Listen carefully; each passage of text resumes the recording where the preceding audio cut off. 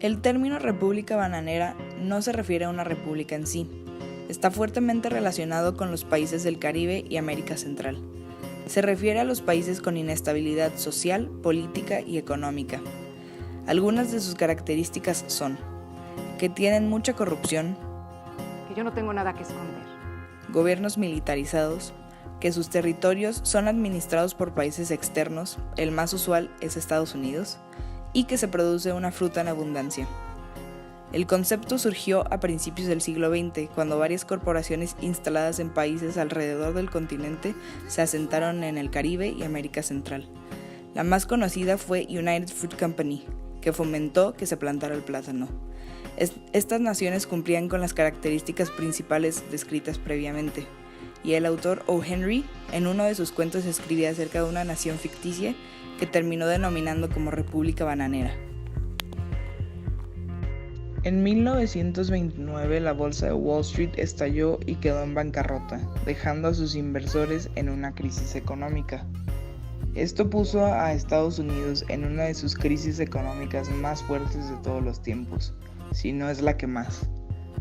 Esto afectó a América Latina en su temprana industrialización de una manera positiva, ya que las industrias que habían colapsado mandaban sus productos a estos países.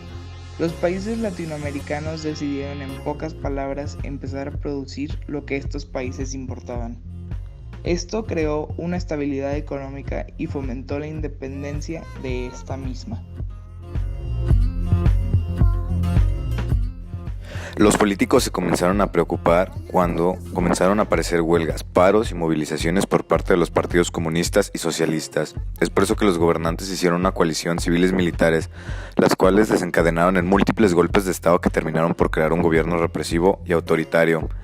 El fin era activar la economía financiando industrias e infraestructuras nacionales como carreteras o puertos fluviales para incrementar el comercio interior.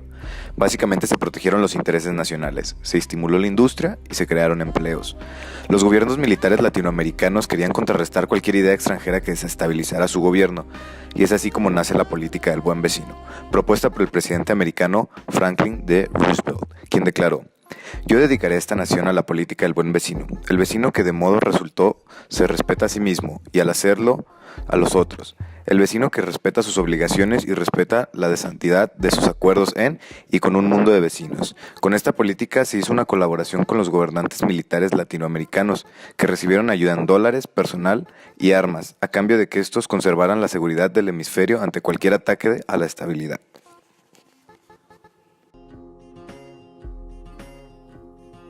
A la política del buen vecino, los nuevos dictadores militares latinoamericanos pudieron gobernar con bastante libertad dentro de sus territorios. Con los regímenes autoritarios, las dictaduras compartieron características como la persecución de los opositores, la quebrantación de la ley y la violentación a sus connacionales. Pero para que no se sintiera tanto miedo y tensión, todas las malas cosas se maquillaban con inversiones públicas y de asistencia social proveniente de la política del buen vecino. Claros ejemplos los vemos reflejados en Nicaragua, bajo el gobierno de Anastasio el Tacho Somoza y su hijo Anastasio, quienes se enriquecieron por medio de las ventas ilícitas de haciendas mientras los nicaragüenses vivían en la indigencia y con mucho terror. Dura sangrienta, dañina y represiva. Yo hice lo que ellos ordenaron, saqué el somocismo de Nicaragua y yo tengo la fuerza moral de pedirle a los Estados americanos que cumplan con la resolución. También encontramos dictaduras como la de Juan Diego Perón en Argentina y el general Gustavo Rojas en Colombia, cuyas estrategias fue la inversión en la infraestructura y a la política de asistencia social, quienes al final terminaron cayendo por sus injusticias a los ciudadanos. O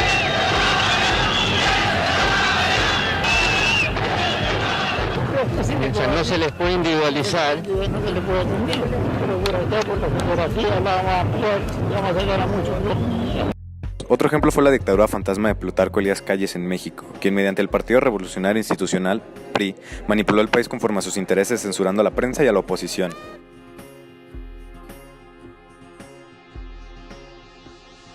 El periodo sombrío fue un periodo de tiempo muy controversial entre los años 70 y parte de los 80 del siglo XX, ya que debido al creciente miedo de que el comunismo se esparciera por toda América, hizo que los gobiernos del cono sur de América Latina empezaran a desaparecer personas a mitad de la noche y sacándolas de sus casas sin una orden judicial.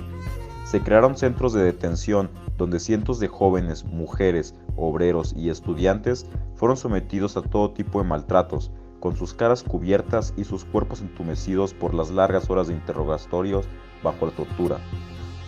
La desaparición de niños dados en adopción a militares para que fueran criados por la senda de los supuestos valores verdaderos también tomaron lugar en este periodo. La censura a los medios de comunicación, el cierre de sindicatos, la prohibición de partidos políticos y de toda forma de participación y la supresión de la protección de las libertades y de la Constitución marcaron también este periodo. Utiliza cada vez más la represión para combatir la oposición porque ha ido cerrando los espacios de crítica. Por los que murieron en las La televisión recientes. Prácticamente hoy día está totalmente controlada por el gobierno. Hay una censura que avanza. Y huir ya no era cosa fácil. La gente iba a las fronteras en busca de escapar de sus países, pero los gobiernos tenían un plan en mente, la Operación Cóndor. Los militares detenían e interrogaban a aquellos que intentaban escapar del régimen, entregándolos a las autoridades de sus respectivos países. Esta operación fue un plan coordinado por las Fuerzas Armadas de Argentina, Chile, Uruguay, Brasil, Paraguay y Bolivia, que con ayuda de los Estados Unidos buscaban vigilar, perseguir, detener y trasladar a aquellos que intentaran escapar de sus países. Esta operación promovió la práctica de un terrorismo de Estado, de un régimen burocrático autoritario, que extendió el terror por todo el territorio latinoamericano. El temor a que amigos, conocidos, familiares o vecinos fueran perseguidos, detenidos e incluso eliminados por aquellos que desean protegerlos, amordazó la sociedad latinoamericana durante largos años.